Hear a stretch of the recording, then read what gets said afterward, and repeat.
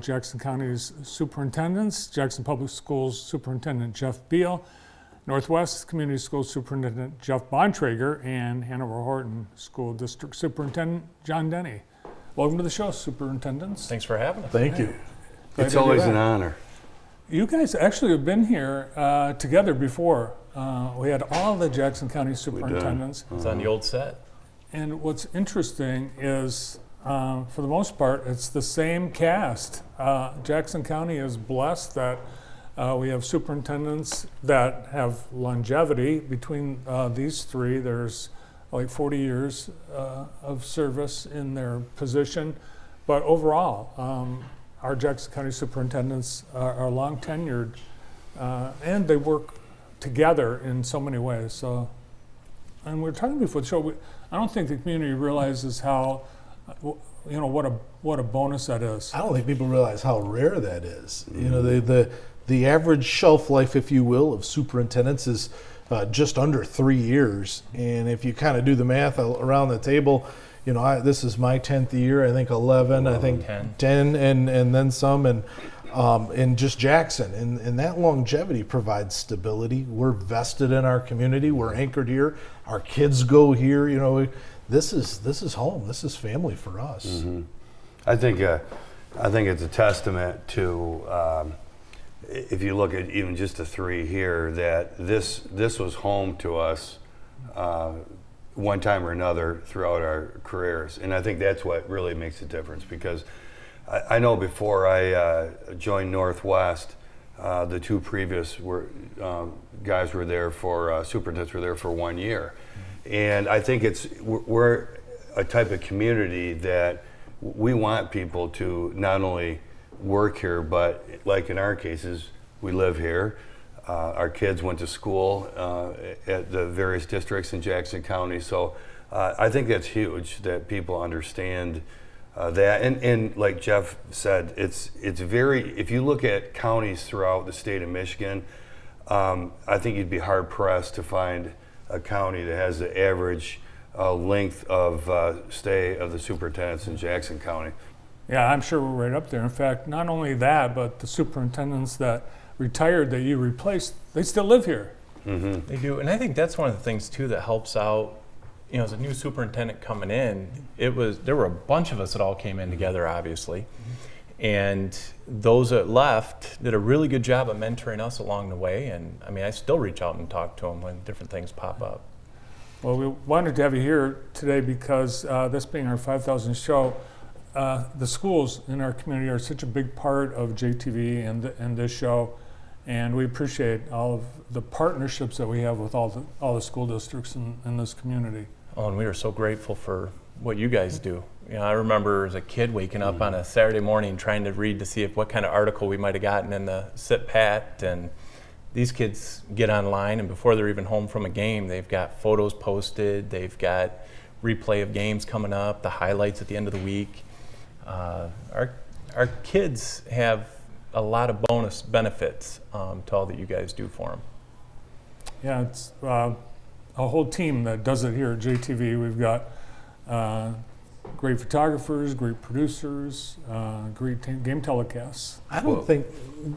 Go ahead. I was just going to say, what's interesting about that, and Bart, as we know, is such a humble guy. But the thing is just like we were talking about, it's home and it's community. It's the same for you. Mm-hmm. And look at the length of time that you've been here. And people don't understand, but I'm at a basketball game the other night with Lou Christie and Northwest, and here's Bart himself, taking some footage, and that's a prime example. You lead by example for what Jackson's about.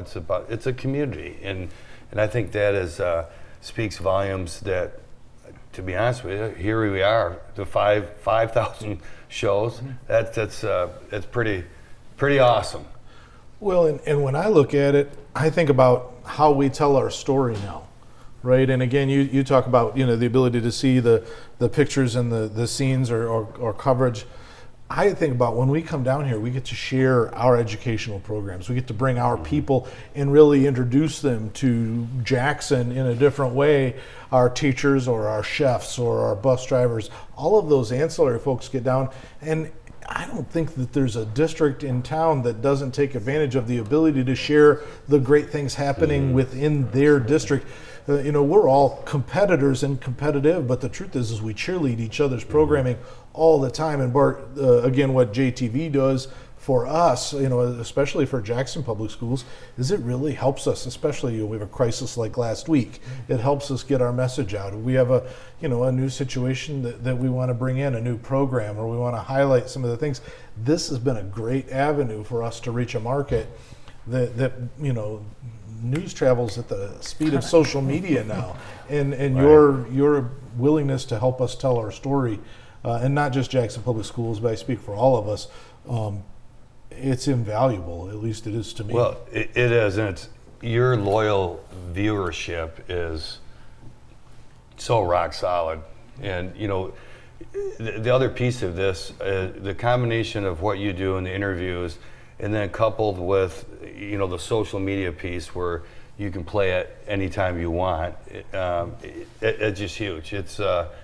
We're a very unique and blessed community to have these kind of partnerships that are unique, to be, in Jeff's terms, quite frank with you. Do you like that, how I threw that out? I like that. All right. And all your kids, not only are you, the superintendent of your district, but all your kids went to school in your schools, and in your case, you went to school in your school. Yeah. This was home, and it really is. I love seeing the changes in Jackson County. I love seeing how our community has progressed, and at the same time, how our roots in this community they're very deep in how those relationships continue to evolve. When I grew up, we were friends with people from Northwest. We were friends with people from Lumen, and we still are. And we're friends with, from Hanover Horton to Northwest and all the way down to Columbia and up to Springport and whatnot. This is a neat community. I don't think people really understand what Jackson really brings to the table when you think about a great place to raise your children. And you can't go wrong. There's not an educational program out there that we're associated with that I would be embarrassed to put my own kid in. I'm thrilled with what you see take shape in all of our districts. Yeah, I agree. In fact, we get a question a lot when people are coming to the community. They ask, well, what about the school districts? And the answer is, you can't go wrong. You really can't.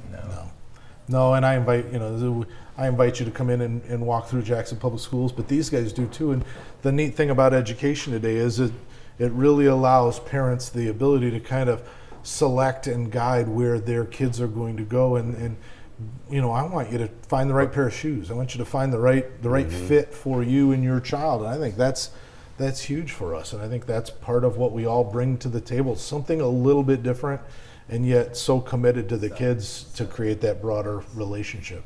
Yeah, in fact, there's different things happening in each of the districts, and I want to spend a little time talking about some of the things coming up. JPS, we've got, well, first of all, I want to mention that on this week's Food Circus new episode that starts Wednesday, the Taher guest chef who came in to Hawaiian tacos, and yeah, that was fabulous. So that'll be on Food Circus. Yeah, and that's one thing we do. A lot of people don't realize that you get exposed to a lot of different things, and the folks coming out of all of our programs can end up out at the Career Center in Culinary Arts, but the guest chef for Taher came in, and this last 2 weeks ago maybe was Hawaiian tacos, and they're fabulous. Great experience for our kids to be able to come in, see the chef, talk to the chef, interact with him about the culture and the food and how food unites us really, and then to be able to try something different. I mean, I'm going to say this. Back in my day, it was a piece of rectangle pizza that, and a little bit of green bean next to it. You guys still miss those days, right? Gotta add the pudding in too. Yeah. Scoop of pudding off on the corner. My favorite was Mount St. Helens. Yeah. You start off with a piece of white bread, throw on some instant potatoes, and then a little chip gravy on top. I'm not sure if that's even legal to say right now. Probably not. But what we do for our kids is kind of neat. That's right. Yeah, you've got the ambassador dinner returns, the ambassador auction this year after a couple of. I think March 10th will be the first time we're back in person. There's still an online ability to participate in the auction, and there are still seats available if you want to purchase a ticket and come to the event live. It's a wonderful opportunity for us to raise some money to support scholarships. We have several corporate partners who give away corporate specific scholarships for kids going into certain fields, and but it's a great night to celebrate the academic accomplishments of our students. We spend a lot of time kind of rallying around our sports teams, and again, this is a great opportunity to kind of see where our children are going academically, and I think I hope you'll come out and support us. It is the first time again in a couple of years we get post-pandemic, Post-COVID. Yeah, the last times I was in any of your buildings, I was exposed to brand new things. This is nice. This is new. Mm-hmm. All of you have had construction projects and expansions, and every time I'm in any of the buildings, it's new and fresh. What's going on in Northwest? Great winter sports. Everybody really at the table having some great success with our winter sports teams. Mm-hmm. Yeah, our wrestling, both our basketball teams are doing well. The girls are doing exceptionally well. I think they're 16-2 now, ranked. Our wrestlers have had a phenomenal season, so that's been fun. It's been a long time coming, but tennis courts. Wow, talking about just something fairly simple that really brings community out and together and so on. So that's something that was new for us, finished in the summer, and that brought to light a whole different just positive vibe and feel for our tennis teams. I don't know if anybody has had the luxury to see what they were playing on before, but long time coming, let me put it that way. So yeah, that was the latest update. But yeah, in fact, you didn't even have home tennis matches. We did not for 2 or 3 years. How about out in Comment Land? Well, really, it's buttoning up the bond project, which I do not recommend ever starting a bond right in the middle of COVID. Pandemics are usually good to avoid when you want to do construction, but we ran into a lot of shortage on getting some of the big air conditioners and stuff like that in. So we've got a couple control things and little bits and pieces to finish up, but we're happy to put that behind us, and now it's just on to redoing our track and some parking lot repairs and things like that. We just got to figure out what's left after we get all the air conditioning done and figure out how to best utilize it from there. I also want to check in with you following the cybersecurity incident that we had with the ISD, plus the scare that the whole community had with the swatting that occurred last week. Safety, each of you have said the primary mission at the district, each of your districts, is the safety of the people, the students, the staff, Absolutely. families.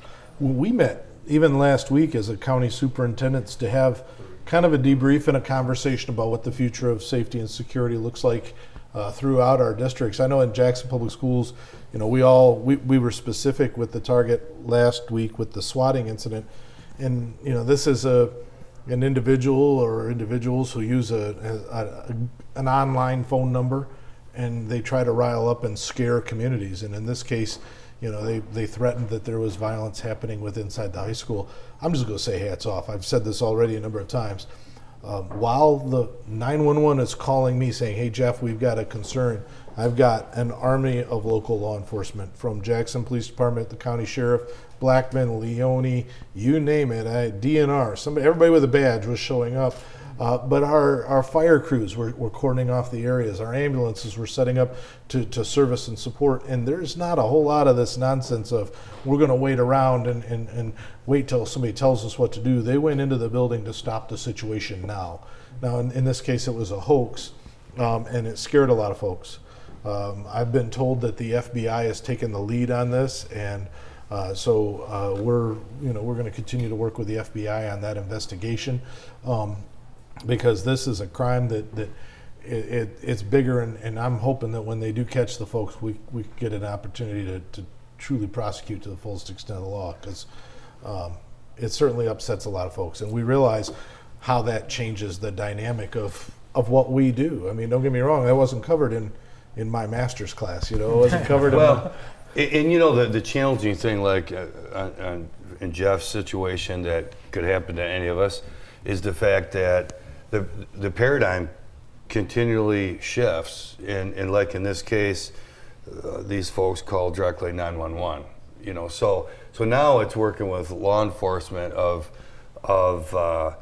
I mean, we have a great relationship, like Jeff said, with our local law enforcement agencies, but this was something different, because they called in before. So in other words, they got the tip before the schools. He would know that that's not valid. But so this is something else that we need to adjust to and move forward, because to basically sniff out that it's a hoax before we get to that point. But this is how things continually, I mean, in the last 5 years, it's not just COVID, it's things change daily, weekly. It's much different than, I hate to even say this, but I have been in education 32 years, and when I first started as a teacher, really we didn't do things much different than we had 50 years before. I mean, that's just the way, that was that era, and now we just have to be open-minded and nimble and be able to adjust. But again, I can't say enough for our community, for the fellow superintendents here, and working with law enforcement and media. And I think our stakeholders, our community, should be thrilled with the response, and they should be reassured that our law enforcement is going to take care of business should the worst come to happen. But this gives all of us an opportunity to, and we review constantly our emergency operations procedures, and we deal with law enforcement on a regular basis. That's part of that longevity piece. That's part of that relationship piece, that our experience comes to the table. And again, when you look at young folks and what we've been through and what we do, I think that's a valuable opportunity. Well, and right about the time the three of us took our positions was right about the time Sandy Hook. Mm-hmm. That it happened, I think it was right before I took over. So I got to instantly deal with how do we harden our security points? How do we make it, the entry points, the windows, the doors, just the whole deal. And every time something like this comes up, whether it is a hoax or some of the tragic events that have taken place, we are open books to each other. It's, hey, how do you deal with this? How do you deal with that? And it's that collaboration and that dialogue that, rather than sitting by ourselves in a vacuum and trying to come up with the best plan, we bounce ideas freely off each other, and that goes across the board. And I think that has really helped, because law enforcement in our community does the same thing. City and county talk, the locals talk with the county and the city and the state. And I have no doubt, obviously Jeff's response was incredibly quick because they're right around the corner, but I think any district, any building in the county would have seen a pretty similar response. Yeah, agree. Well, thanks to all three of you, and really all the school districts and our partnerships here, helping us with our 5,000th show. Thanks for being here. Thanks for all you do. 5,000. Absolutely. Yeah. Before we go, hang on real quick. We can say thanks to Bart for having us in the 5,000th show. We need to give a shout out to Karen, because I think she scripted 5,000 show. Yeah. So Karen, take a bow wherever you're at. We want Karen to take a bow. A little courtesy. Absolutely. Jeff Bontrager, Jeff Beal, and John Denny, all helping us with our 5,000th show, which continues after this.